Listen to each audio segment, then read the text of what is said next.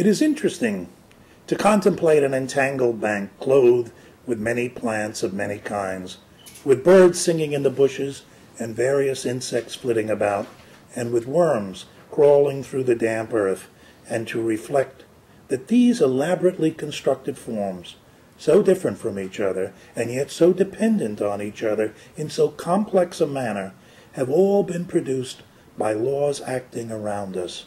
Thus, from the war of nature, from famine and death, the most exalted object we are capable of conceiving, namely, the production of higher animals, directly follows.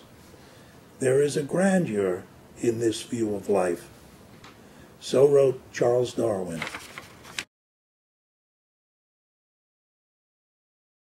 In the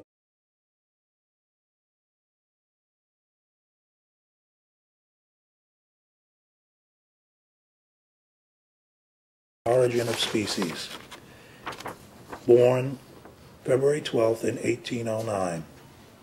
And this is the Atheist History Club, where we deal with events in atheism week by week throughout the year. The birthdays, the death dates, the important dates. And I'm John Rafferty, President of the Secular Humanist Society of New York, and an active member of New York City Atheists. Welcome to the club. Charles Darwin was born on February 12th in 1809, in England, of course. And during his work as a naturalist, as he sailed around the world on the Beagle, the ship the Beagle, he began documenting and formulating his theory of evolution. And he kept it hidden for many, many years because he was afraid of the backlash which did indeed come. But when he eventually published it, it caused not just a sensation, but it changed the world. As somebody once said, two men were born on the same date in 1809, February 12th. Abraham Lincoln changed America, and Charles Darwin changed the world. The whole concept of biology as we know it was changed with the publication of On the Origin of Species, and then subsequently The Descent of Man. He wrote to Reverend Fordyce in 1879 that an agnostic would be the most correct description of my state of mind. And in his own autobiography he wrote, "I can hardly see how anyone ought to wish Christianity to be true. For if so, the plain language of the text seems to show that the men who do not believe, and this would include my father, brother, and almost all my best friends, will be everlastingly punished. And that is a damnable doctrine."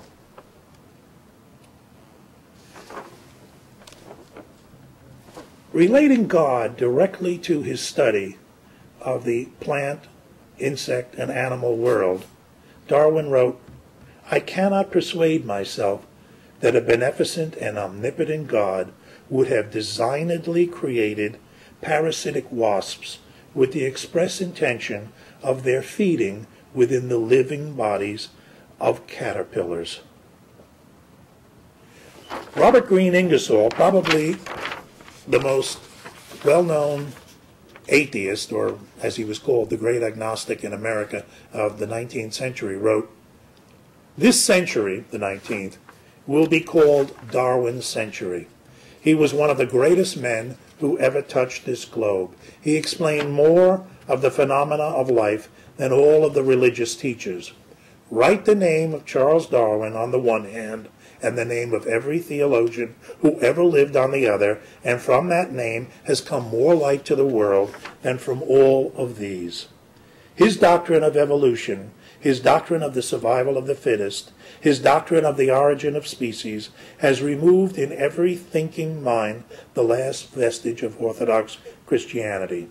He has not only stated, but he has demonstrated that the inspired writer, in other words, the religious writer, knew nothing of this world, nothing of the origin of man, nothing of geology, nothing of astronomy, nothing of nature, that the Bible is a book written by ignorance at the instigation of fear. Think of the men who replied to him. Only a few years ago, there was no person too ignorant to successfully answer Darwin.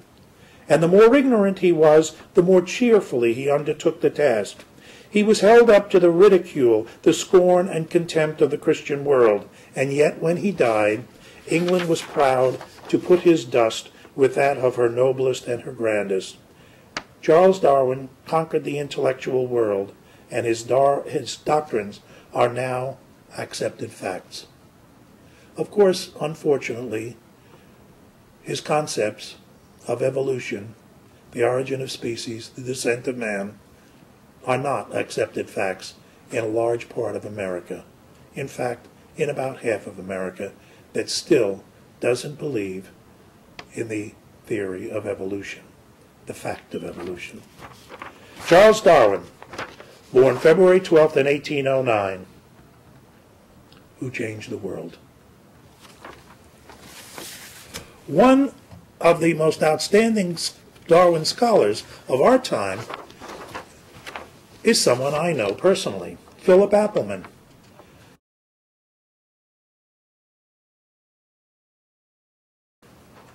On February 8th in 1926, Philip Appleman was born in Kendallville, Indiana. He became subsequently the distinguished professor at Indiana University, considered the poet laureate of humanism and free thought. He's not only a Darwin scholar, but he's published several volumes of poetry. And he is the editor of the impressive and widely used Norton Critical Edition called Darwin.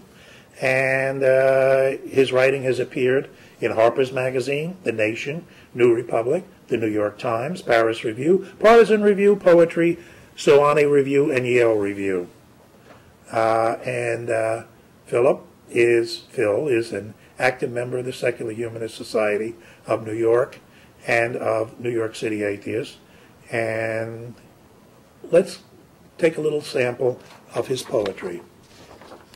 Try the poem, O Karma, Dharma, Pudding and Pie. O Karma, Dharma, Pudding and Pie, give me a break before I die. Grant me wisdom, will and wit, purity, probity, pluck and grit. Trustworthy, helpful, friendly, kind. Give me great abs and a steel-trap mind. And forgive ye gods some humble advice. These little blessings would suffice to beget an earthly paradise. Make the bad people good and the good people nice. And before our world goes over the brink, teach the believers how to think. How about this one? Last-minute message for a time capsule. I have to tell you this, whoever you are, that on one summer morning here, the ocean pounded in on tumble-down breakers, a south wind, bustling along the shore, whipped the froth into little rainbows, and a reckless gull swept down the beach, as if to fly where everything it needed. I thought of your hovering saucers, looking for clues, and I wanted to write this down so it wouldn't be lost forever. That once upon a time, we had meadows here, and astonishing things, swans and frogs and luna moths and blue skies that could stagger your heart. We could have had them still and welcomed you to earth, but we also had the righteous ones who worship the true faith and holy war. When you go home to your shining galaxy, say that what you learn from this dead and barren place is to beware the righteous ones. Philip Appleman, still writing, still active, still married to lovely Marjorie, born February 8, 1926. Thomas Alva Edison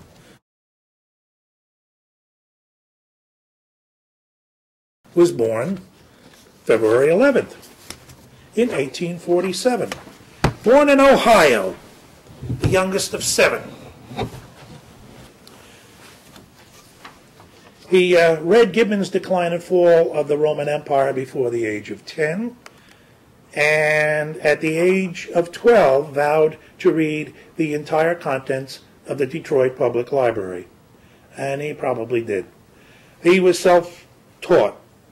He supported himself at a very early age, selling newspapers, became a telegraph operator, and he approached the idea of invention from a new perspective.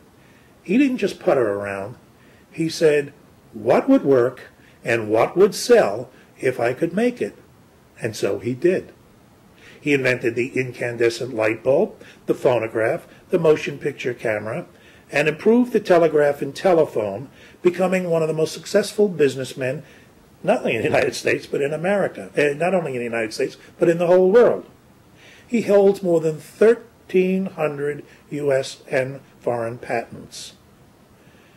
And among all the things he invented, he told the New York Times in an interview in 1915, "I am proud of the fact that I never invented weapons to kill."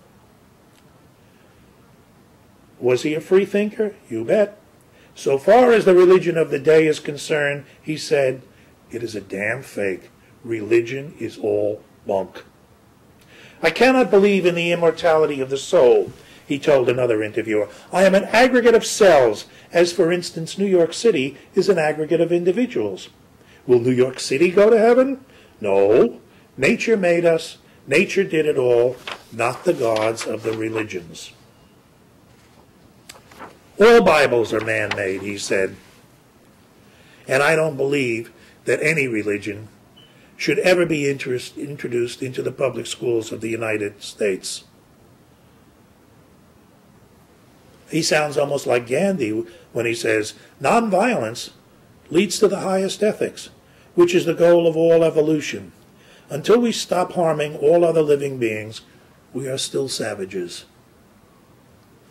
I don't have the exact quote with me, but I read somewhere recently while researching this for this program that he said at one point he not only made money, but he had larger ideas. And he said, I am going to make electricity so cheap that only the rich will be able to afford to burn candles. Not a bad idea. He said, to invent, you need a good imagination and a pile of junk. The Wizard of Menlo Park, New Jersey, where he produced all his inventions, or most of his inventions, and where he worked every day of his life. Except that he's, as he said, and this is fitting for to close the book on Thomas Edison, at least for this week. He said, I never did a day's work in my life. It was all fun. Not a bad epitaph for a life. Who else have we got? Alice Walker.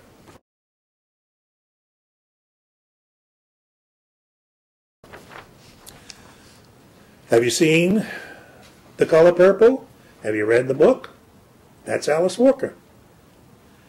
Born February 9th in 1944, the novelist and poet was born in Georgia, the youngest of 8 children in a sharecropping family. She was blinded in one eye during a childhood accident, but went on to become valedictorian at her high school and attended both Spelman College and Sarah Lawrence College on scholarships.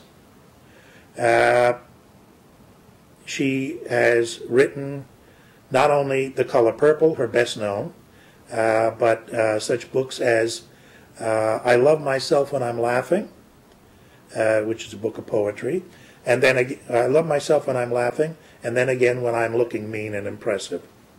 Her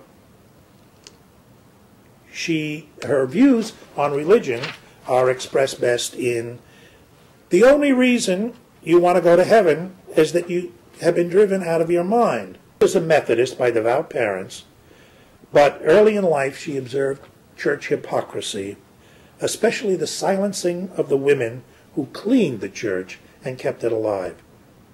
Life was so hard for my parents' generation, she wrote, that the subject of heaven was never distant from their thoughts. The truth was, we already lived in paradise, but were worked too hard by the land grabbers to enjoy it.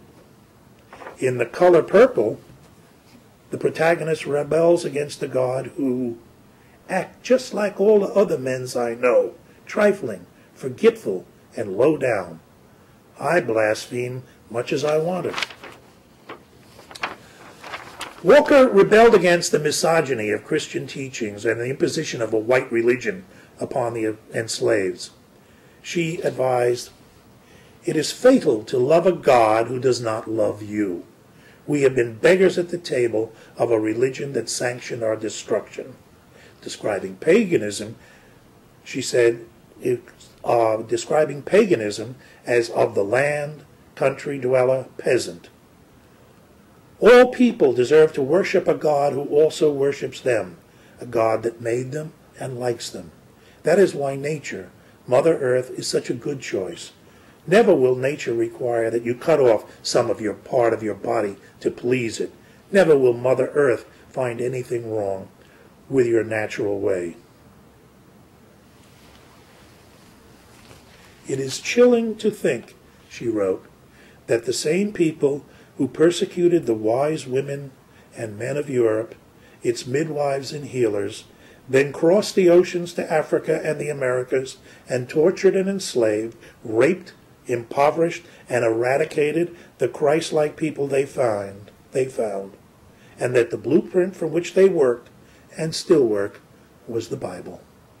That's Alice Walker. Humanist, atheist, born February 9th. A woman not quite so well known, born February 11th in 1802, Lydia Maria Child.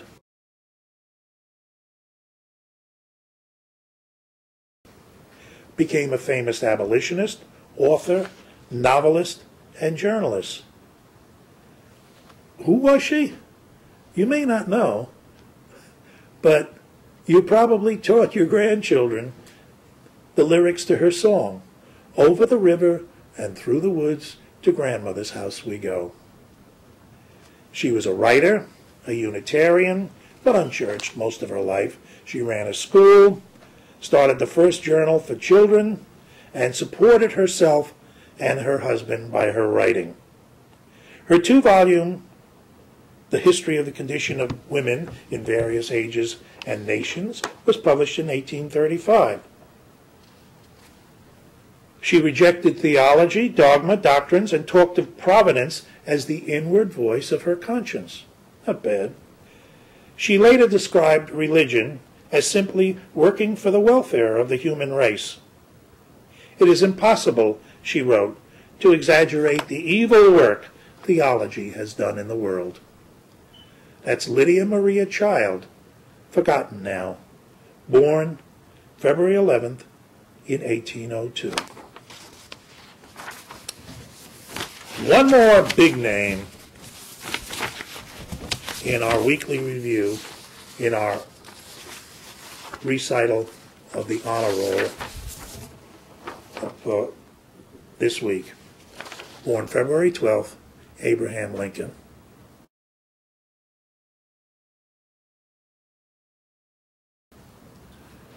Was Lincoln an atheist? No one knows. Was Lincoln even an agnostic? Probably. A free thinker? Certainly. Almost as much as George Washington has been turned into a Christian by the later writers of the religious right. So they have done the same thing with Lincoln. But Colonel Ward H. Layman, a religionist himself and Lincoln's longtime friend, wrote, "Mr. Lincoln was never a member of any church, nor did he believe in the divinity of Christ or the inspiration of the Scriptures in the sense understood by evangelical Christians. When a boy, he showed no sign of that piety which his many biographers ascribe to his manhood. When he went to church at all, he went to mock and came away to mimic. When he came to New Salem, in Illinois, he consorted with freethinkers, joined with them in deriding the gospel story of Jesus, read Volney and Paine, and then wrote a deliberate and labored essay wherein he reached conclusions similar to theirs. Several others who knew Lincoln, not the people who wrote biographies of him after his death and who never knew him or really knew anything much about him, also said the same thing, that he was, one of them said, an infidel. Lincoln went further against Christian beliefs and doctrines and principles than any man I ever heard. But let's not forget something. Abraham Lincoln was a politician, and a very good one. And he knew that his anti-religious views would not get him elected dog catcher, let alone senator, representative to Congress, or president. So several of the people who've known him said, for instance, that labored essay that he wrote about the non-divinity of Jesus, he destroyed it. And he kept his mouth shut about religion. He was not a hypocrite. He did not come out and say that he believed in the divinity of Jesus and the inerrancy of the Christian religion. Absolutely not. But what he did was just keep his mouth shut about it. And during the Civil War, preachers and churchmen of all kinds got together, formed groups, and tried to get him not only to proclaim days of national prayer and fasting, but even to change the Constitution, the opening of the Constitution, that wonderful phrase, "we the people," which says that our government and our laws are dependent upon us ourselves. They wanted him to change it to, among other suggestions, were firm in the belief of the divinity of Jesus Christ and other things like that. And what he did was just kept ignoring them. He would sit, he would talk to them, he would answer their letters, and then he would just go his own way. By the way, the more spineless members of Congress gave in to them, and they put the infamous phrase, "In God we trust," on coins for the first time. Before that, even though the religious right will tell you that "In God we trust" goes back to the original signers of the Declaration or the Constitution, not true. It was made up in the Civil War, and when some churchmen talked to members of Congress, said, "Why aren't you willing to put it on coins?" And they said, "Well, oh yeah, I don't want to lose votes back home," and so they put it on. Lincoln, on the other hand, ignored them. He often referred to the Almighty, to Providence, to the rule of heaven, and all like that, but to Christianity, to God, no. And in one of the best-known passages from his wonderful second inaugural address, he talks about the difference between the North and the South when he says, "Both read the same Bible and pray to the same God, and each invokes his aid against the other. It may seem strange that any men should dare to ask a God's assistance in wringing their bread from the sweat of other men's faces, but let us judge not, that we be not judged." Abraham Lincoln, born February 12th, 1809, an infidel, certainly an agnostic, very likely an atheist. A lot of people will get very angry if you say that. On the other hand, it's probably true. And that is Atheism History Club for this week. I'm John Rafferty, and I hope to see you next week.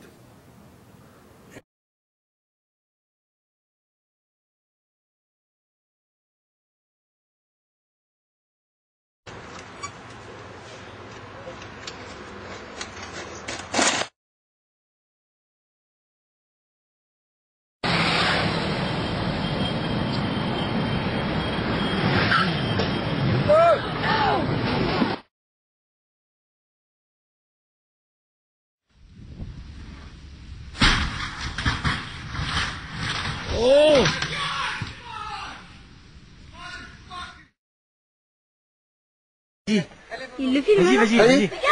Vincent, mais né en 1970, il a toujours dit qu'il mourrait jeune d'une mort violente.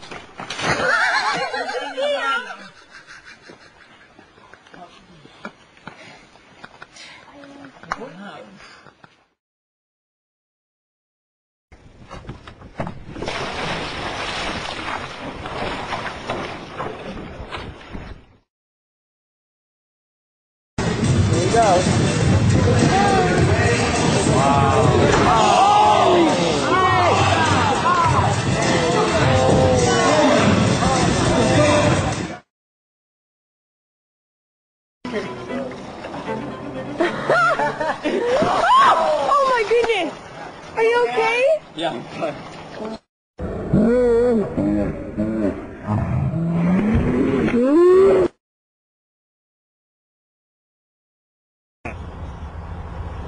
Look at that. Look.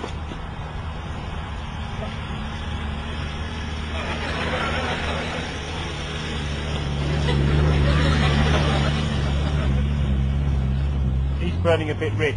Okay?